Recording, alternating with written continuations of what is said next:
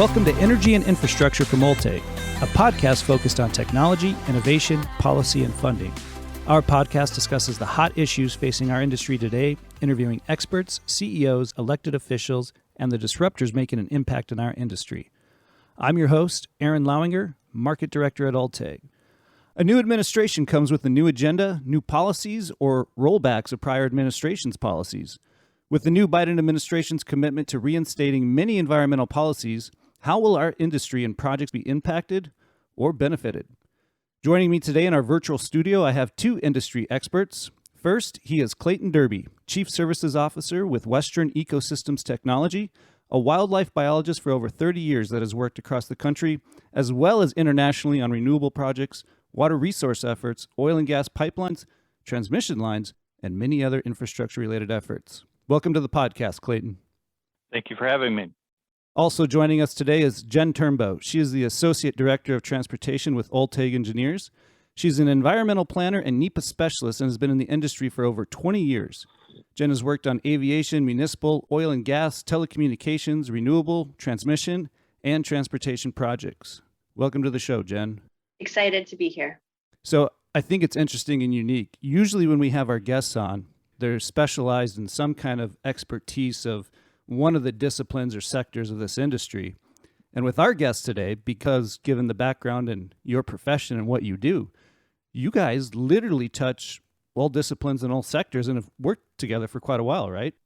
Yeah, Jen and I worked together for about 10 years across several development efforts in the Upper Great Plains, and enjoyed working with Jen for many years. And I guess, you know, Aaron, it's interesting. I hadn't thought about what you said. For myself, I'll only speak. My only expertise is being a generalist, and how you apply that. I couldn't agree more. I've always kind of thought of myself as a jack of all trades, and very much taking all the knowledge that we learn on the renewable energy project and taking that to a different discipline, such as transportation. And that way you're kind of always understanding what's new and applying that knowledge across agencies and across disciplines and industries. When I think about environmental, there's two parts to it, right? There's absolutely the protection of the environment and advocate and conservation of the environment. But a lot of the work you do while doing that is how do you do that in the best interest of this industry to develop the energy and infrastructure we need in this nation for the projects that our clients and partners are doing? Yeah, a lot of times it's about understanding what that progress is. So if you're building a road or a wind farm or a transmission line, all of those things need to be done for the greater good of the nation, the state, whatever it may be. Especially when you're talking maybe even about a roadway project and some of those safety projects for the traveling public. And it's about that big puzzle and putting all the different pieces together is really what the environmental industry really does. They take all of those different things, they put them together to find a good solution that is good for the environment and good for people. And really we become facilitators of all sorts of different missions, such as the Corps has a different mission, the Forest Service has a different mission, U.S. Fish and Wildlife Service has a different mission, and trying to figure out a way to move those projects forward in the best way possible for the environment and for people. Yeah, absolutely. I always view our work as we're providing the information for people to make decisions from. You know, we're not decision makers in our role and in our industry. We help in the classic breakdown sense, you know, how can projects avoid impacts? How can they minimize impacts? How can they do restoration efforts? And if needed, maybe there's some amount of compensatory offsets that need to occur to make the whole project work and make everything whole. There is impacts to everything we do, and how can you thread that needle and have a successful project with the least amount of negative footprint? So as I mentioned in the beginning of this podcast, we're really going to focus today talking about really the new administration and how that's going to impact or benefit both the industry and the environment. We know that the Biden administration is focused on environmental protection, on climate change, and dealing with that. Washington Post has put an article out where they're real-time tracking climate and environment. It's called Tracking Biden's Environmental Actions, which is really unwinding, as the article calls it, Trump's legacy while forging Biden's own legacy. And as part of that, it's tracking the numbers, new protections, 17 added, 7 proposed, and the status of Trump administration environmental rollbacks, 23 overturned, 70 targeted, and 129 not yet targeted, which indicates there's a lot of change that's going to be happening, which we're just coming off an administration where a lot of change happened. When we talk about all this environmental component that's impacting, benefiting industry and environment, what does that mean for those out there currently developing projects or planning for projects coming forward? I would say, first and foremost, every time a new administration comes in, there is an influx of change in the environmental industry as a whole. It's always one area that seems to kind of rise to the top of political agendas as well as just overall changes. So we're used to, Clayton and I probably, going back and forth with the different administrations and what that means. I think this time around, there's a lot of stark differences. So Trump definitely had an agenda of trying to make things go swifter, make things easier. There was a document that we were doing, and we had to strip out all of the climate change at one point. And so a lot of interesting things. And with Biden, especially with all of his cabinet picks and what he's said so far to date, is that he wants to reinstate a lot of those types of things. I think where the trick is going to be is that a lot of these changes that Trump already had made haven't really gone through the court system. So they haven't been tested. And a lot of agencies haven't had time to even put out guidance on what those changes meant. And now we're right in a cycle of change again. I think as Clayton and I talk a lot, you'll kind of see how we can navigate through those things. Yeah, absolutely. Both, some of the bigger federal laws, Endangered Species Act, National Environmental Policy Act, or NEPA, I mean, those have been around going on 50 years. And there's always been changing, morphing, interpretations of them, but the foundations have stayed the same. And I think going back to those and how they're applied is an interpretation of them. And as Jen indicated, Trump was de-emphasizing climate change sections in a review. Back in 1975, that wasn't part of those. That was brought in somewhat recently.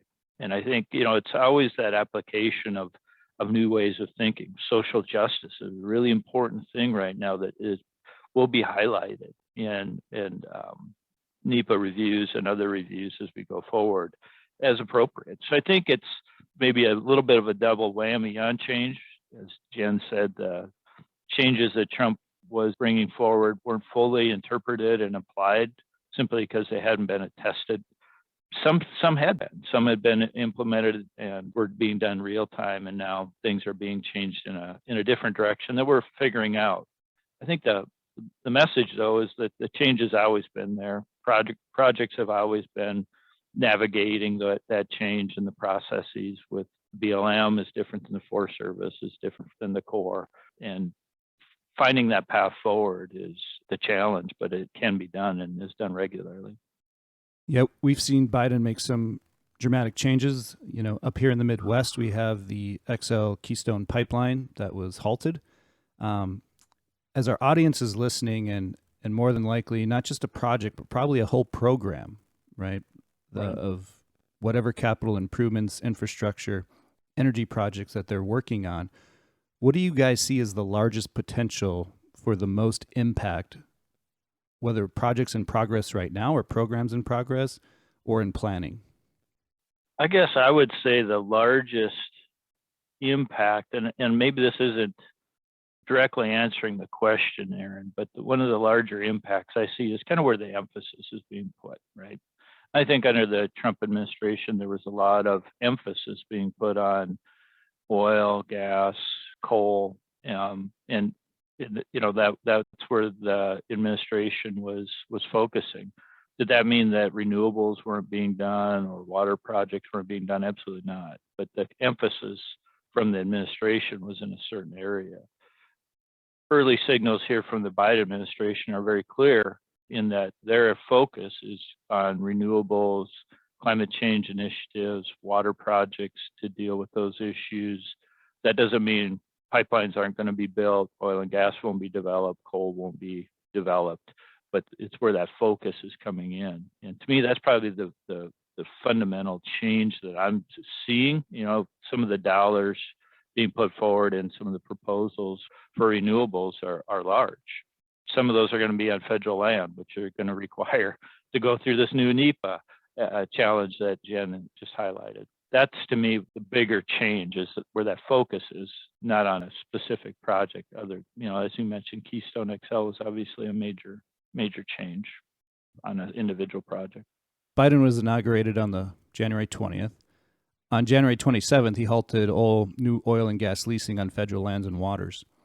Do you think that he is going to provide incentive to put renewable energy on federal lands as an opportunity? Land's obviously a large cost for those in the renewable world, right? Whether you're purchasing land or getting leases for your projects.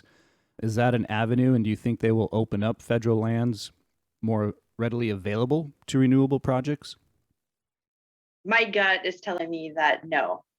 It seems to me with Biden's cabinet picks that they really want federal lands to be federal lands, places to go, to visit.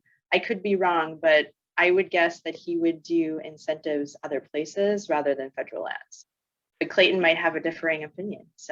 Well, I think in practice, I think you're right. But I think there's a bit of a dichotomy there in the messaging, because there is I don't know if it's a recommendation or if it's part of a spending bill that is looking at trying to expand renewables on federal lands. By right now, there's about 8 gigawatts of renewables on federal lands, going to 25 gigawatts on federal lands. They're looking at changes to the production tax credit, or PTC, and other federal programs for projects, to fully benefit if they're built on federal lands over a longer period of time. So at some level, they're indicating shift towards putting projects on federal lands. However, there's also a major initiative, the 30 by 30 initiative, 30% of land and sea protected by 2030. And a lot of that's going to come on federal lands. So those things are going to come into conflict at a very, they're both major initiatives being put forward by Biden administration and cabinet picks, Secretary Holland and whatnot. But how that gets implemented on the ground, there's going to probably be some differing opinions and some conflicts there. But I do think there is indication of major build out on federal lands, but you also have indications of large protection efforts as well. So a lot of the projects that we see on our public sector side, where we're working a lot in transportation and water, we're interacting with the agencies a lot because they're federally funded and requiring us to go through a lot of those NEPA processes. But not to necessarily call it the private sector side, but when we look at a lot of, let's say on the power renewables perspective, where you're not being impacted or triggering those things, one of the challenges right now in the industry is how do we get the highly efficient renewables in the Southwest, Midwest to the East through transmission lines. But we know there's challenges with the transmission lines. We've seen proposals of putting transmission lines in the right-of-way of the DOTs, which therefore then will probably be triggering new NEPA processes the industry's not used to. Yeah, I think the overall transmission issue, Aaron, is something that needs to be dealt with or addressed to forego situations that occurred in Texas and these, rolling blackouts that have occurred in different areas. There is I think it's $150 billion provision in the infrastructure bill, but whether that gets passed or not is unknown. But putting $150 billion worth of additional transmission line infrastructure on the landscape, is that practical? How will it be done without leadership from the top, very strong leadership from the top, versus saying we want this and then turning around and having NEPA maybe at a field office level stopping a $2 billion transmission line that the administration wants or is promoting. Those things need to come into harmony and to find a path forward. That will be a significant challenge when you start talking about that size of build out. I mean, that's probably not of the same scale, but of the interstate highway build out, right? You know, those sorts of things are not done at the local level. Those things are done by national leadership, and that will be very telling how we go forward. I couldn't agree with you more. I've thought about this because to solve some of the transmission and putting the emphasis on renewables and getting energy where it needs to go is going to be a large scale, massive effort across state lines. And some of the bigger projects that we've seen, when you do those large efforts, every state has a different process, and then you have overarching NEPA. And you can see even parts of those projects have to go through state processes and that type of thing. In order to get something like this done, like the interstate system, which I think is a great analogy, is that they have to re-look at process. And it has to come federally and clear it that way rather than any other way. I think that as a nation, as an administration, that's really going to be something that hasn't been done for, over 50 years? Right. Along with having, because I know what's really important to the Biden administration too is, and Clayton mentioned it, is environmental racism, environmental justice, social justice, having people have a voice in the process while building something that's large. And those two things alone are going to be massive conflict points. What is environmental racism? When they built the interstate system, it's probably the easiest example to give. They, engineers love to draw lines, right? So from point A to point B, the most efficient, the most economical is usually the shortest route. So when they built a lot of those systems, they would go through parks, they would go through communities that have lower land values. And what happened is things weren't protected or given an equal footing. So if you had a poor community or a very wealthy community, the interstate probably went through the poor community. And so from even the interstate system, the laws and regulations have really tried to protect communities, parks, federal lands, all those types of things from that bisecting and, the environmental impact. As time has progressed, even though the laws are there is, especially in NEPA documents, you have to kind of talk about environmental justice. So in communities where you have a large population of minorities or lower economic setting, that type of thing, that you're working towards protecting those, and alternatives aren't just for whatever project you're doing in those areas. And so environmental racism is also kind of a spin-off of that environmental justice, is basically, are we protecting everyone fairly? Or are we not protecting some of our population that needs more protection? Are we being fair across everyone? All populations, all races, all skin colors. You had mentioned that environmental justice was part of the NEPA documentation. Was that part of the rollbacks or less emphasis in the prior administration? Or has that always been there, but there's just new emphasis on what that means? It was always there. I think going forward with some of the changes that we've seen and the emphasis that, Biden and some of his cabinet members are putting on that those sections and in the NEPA documents, and this is just all process, right, are going to be more robust. I've read a lot of articles just about overall stakeholder engagement. And one of the biggest complaints, right, of NEPA documents is you get this unwieldy document and you're trying to decipher what it means to you as maybe a landowner or a person in the community. And they also want a voice in that overall process, and trying to make it easier for people to not only understand what's happening, but have more of a voice in that process. And as you have these really large infrastructure projects, that those voices and decision makers is such a great tool, but it's also a tool that was used to basically litigate. So how are those two things going to kind of come together and balance out in order to get these large projects done?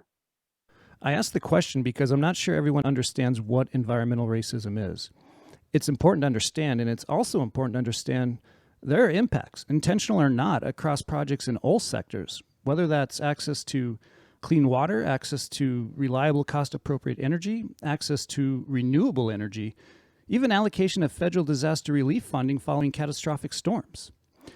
It'll be interesting to see if an updated executive order will be enough to reverse environmental racism and address climate change in ways that doesn't reinforce existing inequities.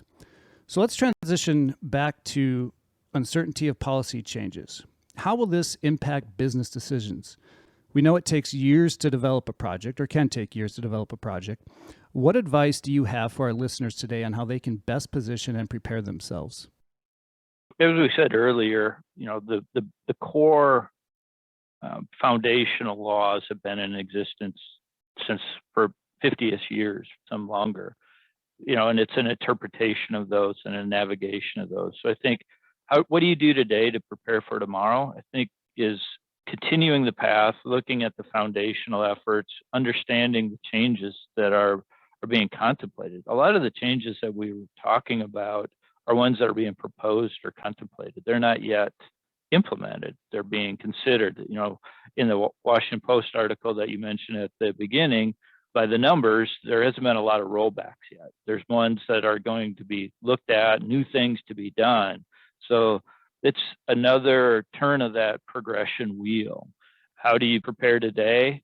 I think, having good, thoughtful people involved early, to help projects navigate those changes. People in industry are exceedingly busy. I mean, everybody is trying to do more with less, and trying to be prepared for that is important. And having those people thinking and watching for it, like Jen, are really important. I would echo Clayton's sentiment.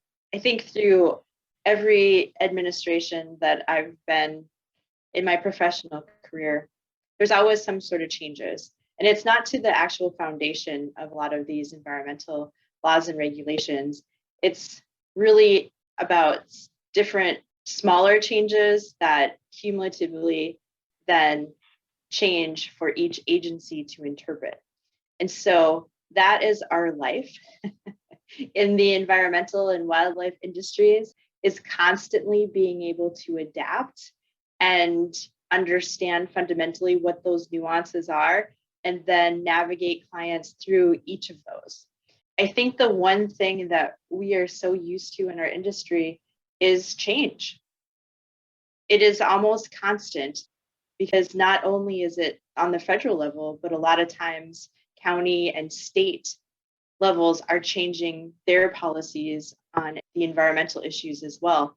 Being able to have folks like Clayton and West and Ulteig and others help clients through these processes and understanding where the agencies are heading and how they interpret is probably one of the best things that can be done. Jen, you brought up something that I hadn't really contemplated. We've been talking a lot about changes at the federal level from Biden and the cabinet appointees.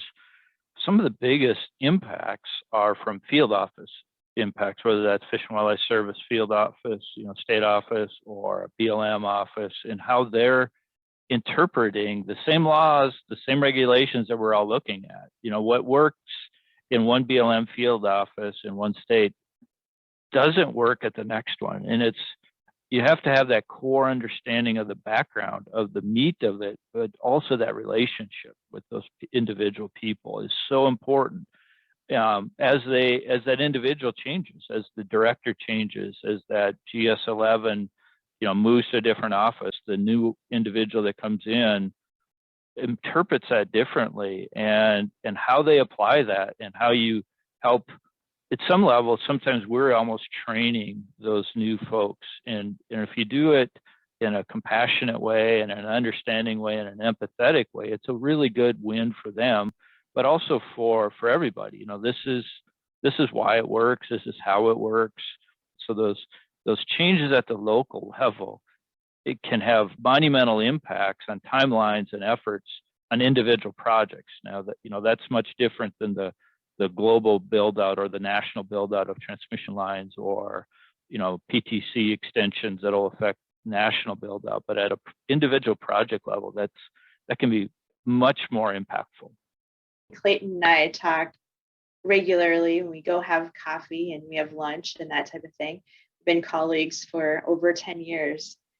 But we talk almost as much as we talk about policy overarching in the federal world. We talk about personnel changes in the agencies, keeping each other up to date and, you know, learning from each other. Because as Clayton said, it's so important at every level to understand how everyone is interpreting these laws, because you can interpret them differently.